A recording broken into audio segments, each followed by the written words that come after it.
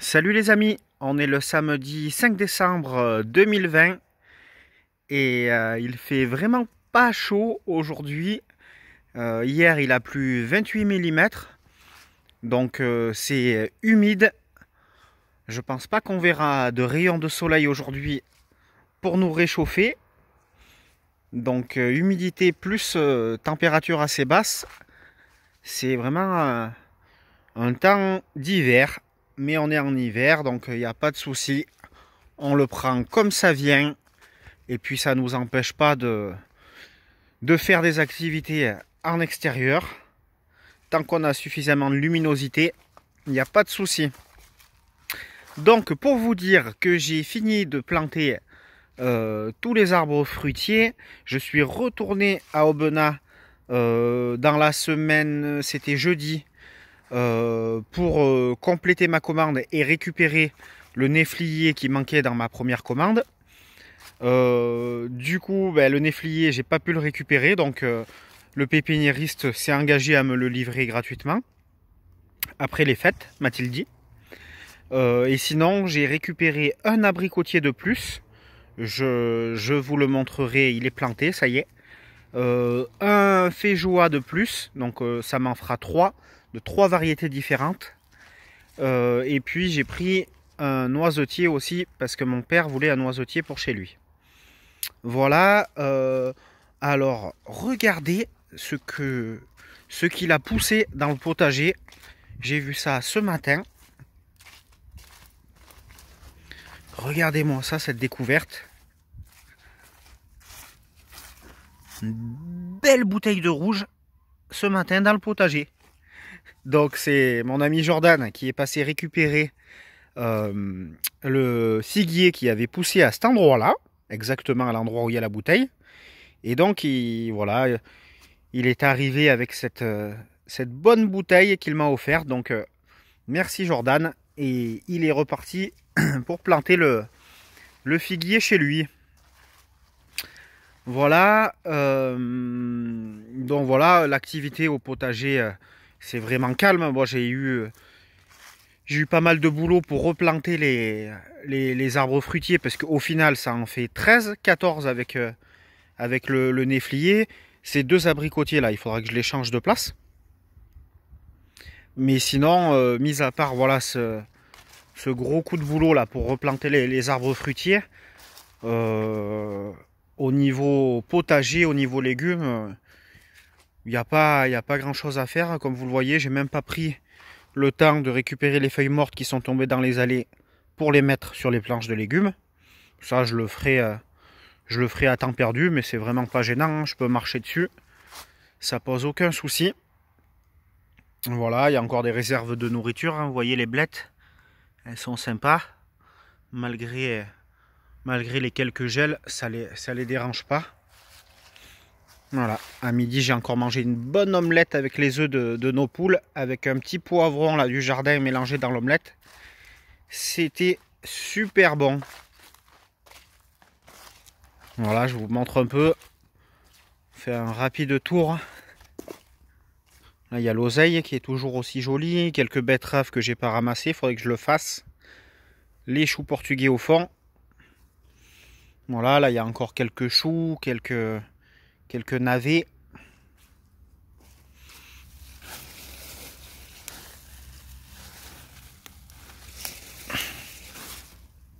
Non, les navets, ils sont là. Ça, c'est des radis, ça. Ils sont là, les navets.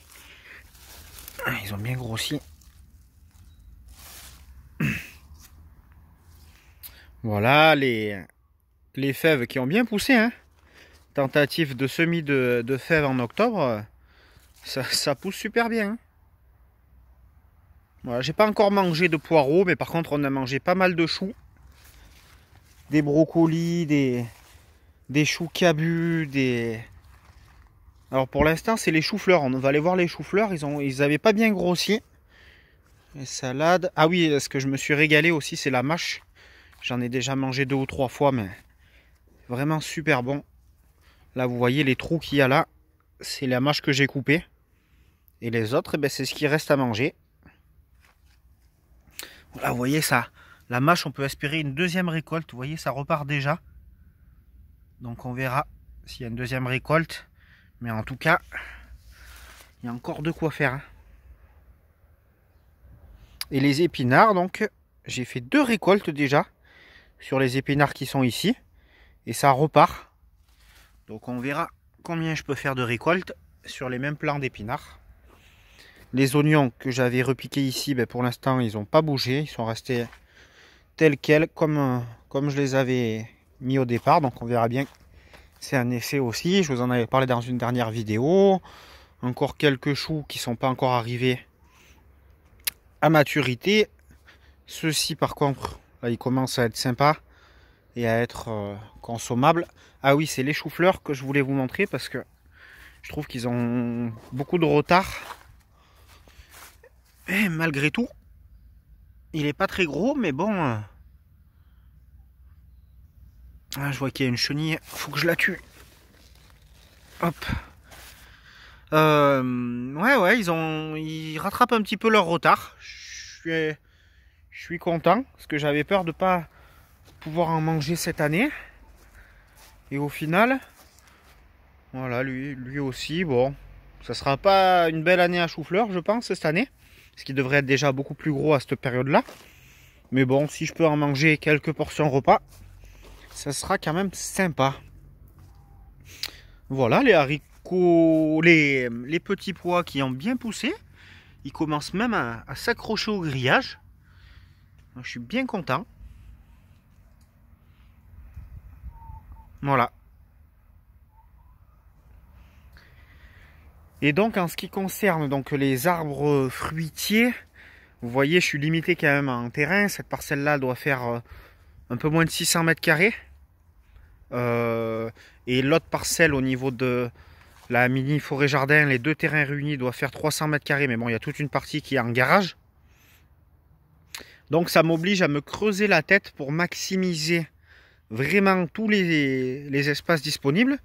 Déjà, ben voilà, il y aura la serre qui sera sûrement par là quand elle sera en activité et quand elle sera terminée.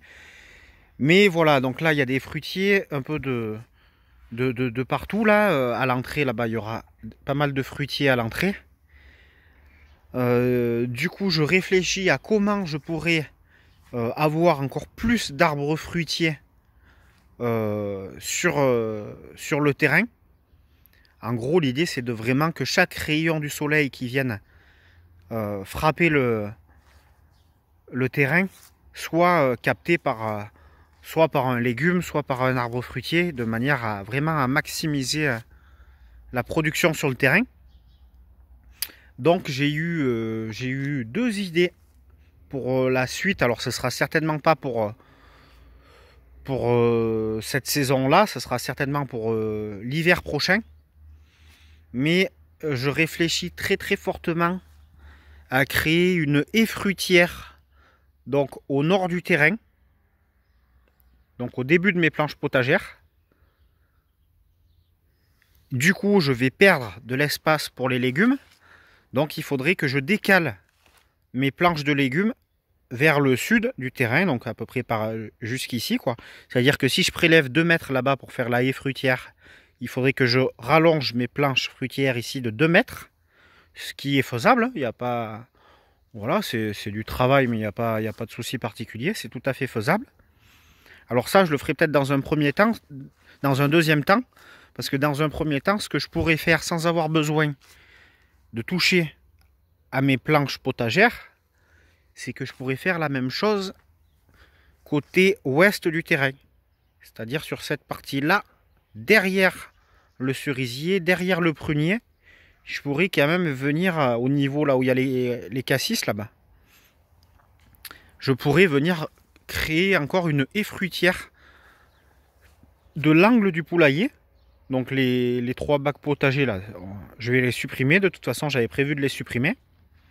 Et de l'angle du poulailler jusque presque à la limite du terrain, à la limite sud du terrain, je pourrais créer une haie fruitière, une nouvelle haie fruitière avec différentes variétés d'arbres fruitiers. Donc voilà mes deux idées nouvelles pour encore augmenter la capacité du terrain, la capacité de production du terrain et d'aller vers encore plus d'autonomie, d'échange, de troc et de super aliments naturels. Voilà, je vous propose d'aller faire un petit tour du côté du deuxième terrain pour voir, vous montrer un peu les arbres que j'avais pas plantés la semaine dernière, dans la dernière vidéo, pour vous montrer rapidement voilà, les arbres. Allez, on se téléporte. Alors j'ai plus beaucoup de batterie, j'espère que je vais pouvoir finir la vidéo pour vous montrer voilà, les deux feijoas qui ont été plantés ici. Donc deux variétés différentes, le troisième je l'ai, mais je le planterai que au printemps. Parce que je trouve que c'est un peu tard maintenant pour des variétés comme ça qui sont quand même habituées à vivre au Brésil. Donc je le planterai qu'au printemps. Voilà, ça c'était déjà planté avant. Mais la haie fruitière voilà, qui est toute jeune mais qui commence déjà à avoir un petit peu de gueule. Voilà, bon ben ça c'est la mini forêt jardin que je vous avais déjà présenté à plusieurs reprises. Hop, on va se déplacer par là-bas et voir tout de suite, hop, l'olivier, variété pointue de l'Ardèche. La dernière fois que je vous l'ai présenté la semaine dernière, il était en pot, là ça y est, il est en pleine terre. Là, j'ai récupéré, je ne sais pas si vous voyez bien, du hou qui avait repoussé spontanément chez mes parents. Donc je l'ai récupéré et je l'ai implanté ici, en bordure du premier terrain. Et donc, juste pour vous montrer, voilà, les arbres qui ont été plantés. Donc voilà, ici c'est l'abricotier, variété tardive de thym qui a été planté ici. Et puis après, voilà, là c'est le plaque minier. Ici, le pêcher, pêche de vigne. Et ici, le grenadier. Voilà, il faudra que je paille le pied du pêcher, de l'abricotier, c'est toujours pas fait. Et donc, j'abandonne pas du tout le projet de mars, ça n'a pas pu se faire jusqu'à maintenant parce que j'avais pas forcément le matériel adéquat. Mais là, ce matin, je suis allé chercher deux petites mares, deux petites coques de mares là, préfabriquées que j'ai trouvées d'occasion sur internet. Et donc, je prévois d'implanter une petite mare également ici, avec cette fameuse coque. Et puis pour la mare du terrain principal, je réfléchis encore